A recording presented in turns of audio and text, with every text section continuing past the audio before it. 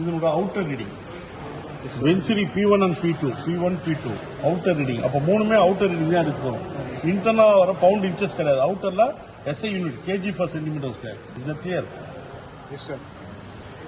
Speed of the turbine, that is 1150 to 1300.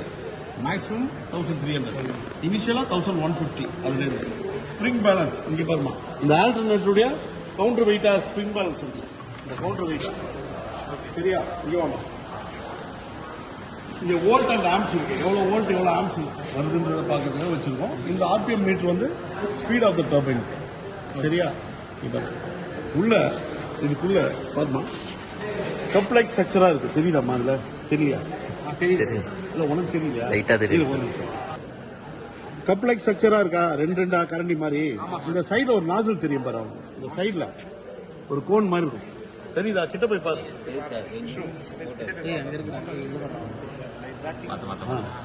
Nozzle எங்க இருக்குது? வீலுடைய lower ending. It shows Pelton வீலுடைய flow tangential flow. மிட்ல இருந்ததுன்னா ஆக்சியல் ஃப்ளோன்னு சொல்லலாம். லோயர் எண்ட்ல இருந்ததுனால tangential flow. Kinetic energy when hit the wheel it rotates. Mechanical எனர்ஜியா கன்வெர்ட் ஆகுது. இந்த ஷாஃப்டுடைய ரியர் சைடுல என்ன இருக்கு? ஆல்டர்னேட்டர் இருக்கு. Alternator. and then it converts into electrical energy. அதுவும் சேர்ந்து சுத்தி சொல்ல.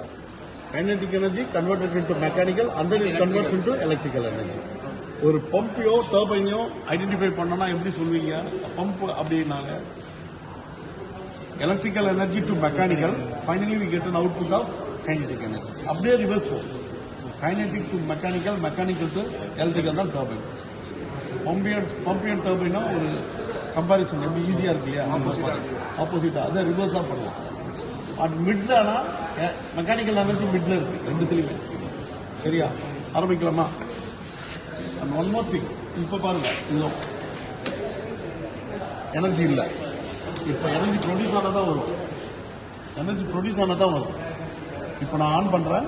பாருங்க, டிஸ்சார்ஜ் ஓபன் பண்றேன். ஃப்ளூயிட் அங்க என்டர் ஆகும். இது பாருங்க,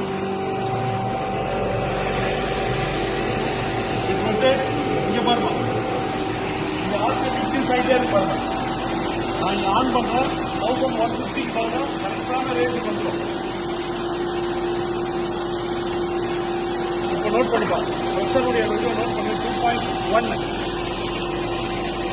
P1 2.5, P2 2.4, speed number 1.64, spring balance 0.8 number. 0.8 இருக்கா?